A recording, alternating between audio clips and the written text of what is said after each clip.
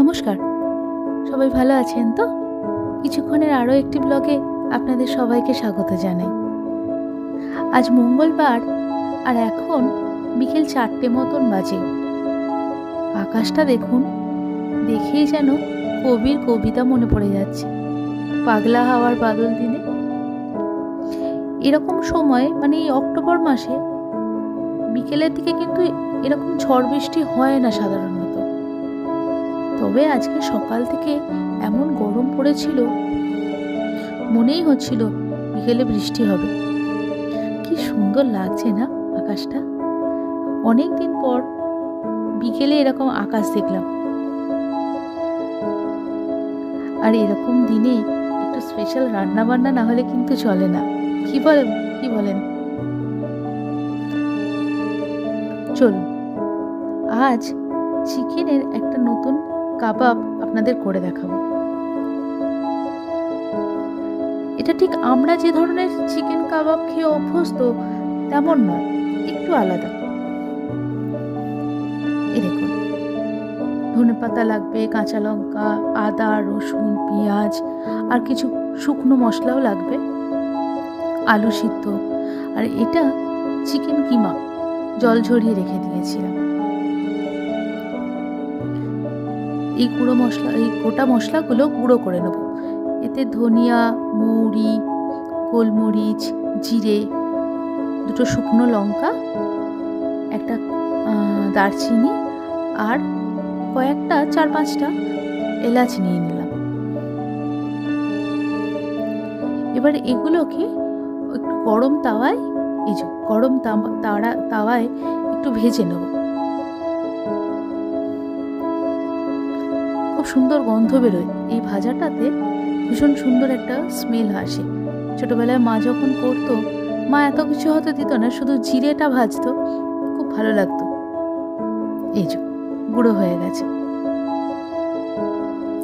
এবার একে একে এই যে পেঁয়াজ, আদা, রসুন এগুলোকে কেটে নেব। এগুলো খুব বেশি পিস করতে হবে না, একটু বড় বড় করেই টুকরো করে রাখবো।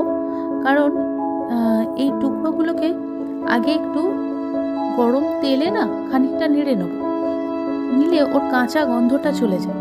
তারপর যদি পেস্ট করা হয় সেটা খেতে খুব সুন্দর লাগে। পেঁয়াজগুলো পিস করা হয়ে এলো।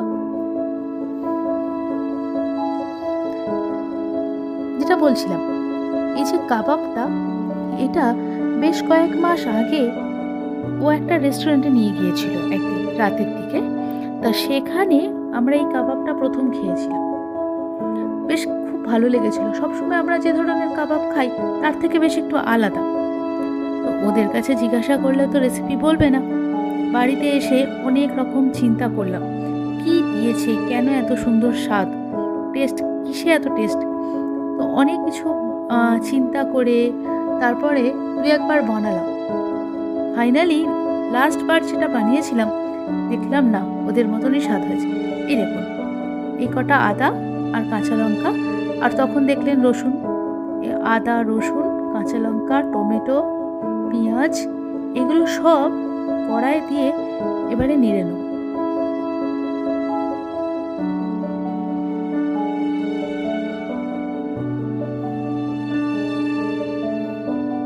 আচ্ছা, ধনে পাতাটার কথা বলা হয়নি। এই ধনিয়া পাতাটাও বেশ খানিকটা কুচো করে নিলে না, ওটাও যখন এই মশলাগুলো ভাজা হবে তার সাথে ভেজে নিলে আর পরে যখন পেস্ট করব, তার একটা অদ্ভুত সুন্দর গন্ধ বেরোয়, ভীষণ ভাল লাগে। কাঁচা ধনে পাতার যে গন্ধটা তার থেকে একটু আলাদা, এই জন্য এটার স্মেলটা খুব সুন্দর লাগে।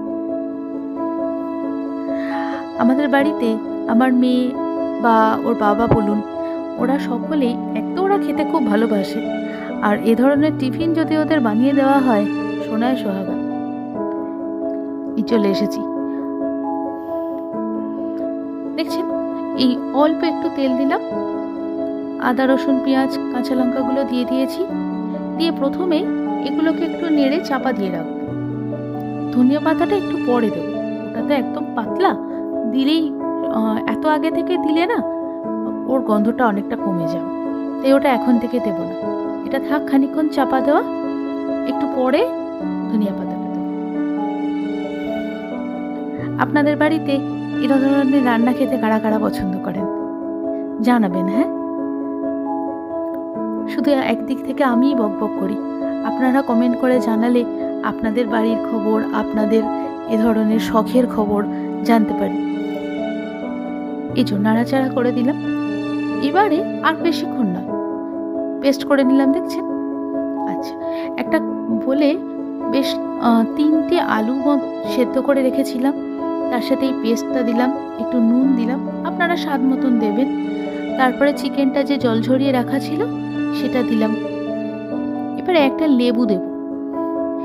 লেবু চিপার এই যে যন্ত্রটা না, এটা আমার ঠিক পছন্দ হয় না। এটাতে আমি অনেক সময় দেখেছি পুরো লেবুর রসটা বার হয় না।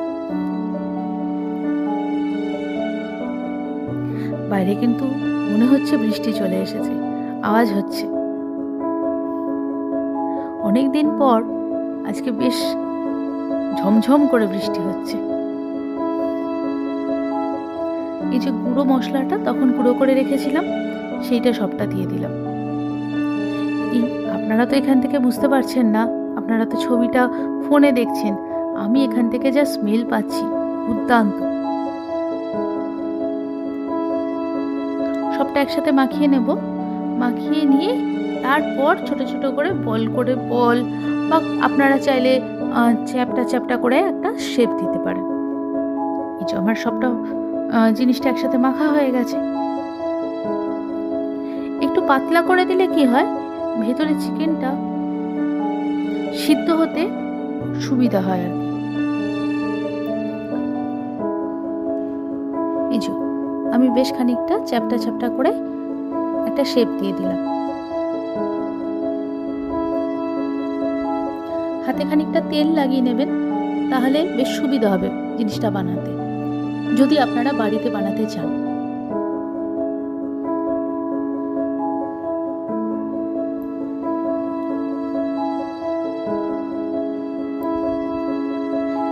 এই শামি কাবাব বানাতে খুব বেশি তেল লাগে না, কিন্তু শুধু কড়াইতে তেলটা একটু ব্রাশ করে দিলেই হবে। আসলে কাবাব তো কাবাব কখনো পুরো যে ফুল তেলের উপরে ভাজা হবে তা কিন্তু নয়। এটা মাইক্রোওভেনে করতে পারলে আরও ভালো হতো। তবে জানেন তো, লাস্ট 2 দিন ধরে আমার মাইক্রোওভেনের ভেতরটা গরমই হচ্ছে না। চলছে সব, কিন্তু গরম হচ্ছে না। এটা বানাতে বানাতে আমার মেয়ের বার 2 ঘোরা হয়ে গেছে এখানে এসে। বাইরে থেকে স্মেল পাচ্ছে তো কি জিনিস তৈরি হচ্ছে। আচ্ছা, এই ওপর থেকে একটু তেল আবার ব্রাশ করে দেবো, দিয়ে কাবাবগুলো একবার উল্টো দিক করে দেবো।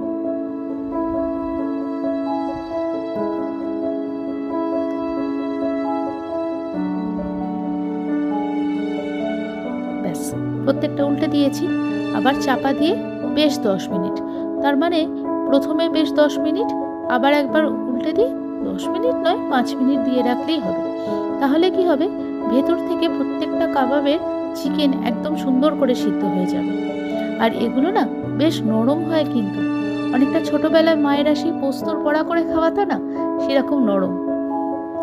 আচ্ছা, আরেকটা কথা, এই কাবাবটার সাথে চাটনিটা কিন্তু খুব ভালো লাগে। আমি যখনই এটা বানাই সাথে চাটনিটা কিন্তু অবশ্যই বানাই। যাক, আজকের ভিডিওটা এখানেই শেষ করছি। তাহলে ভালো লাগলে একটা কমেন্ট করবেন, একটা লাইক করবেন, আর অবশ্যই আমার চ্যানেলটা সাবস্ক্রাইব করে দিলেন। তাহলে কাবাব রেডি হয়ে গেল তো। চলুন, আজকের মতন বাই বাই।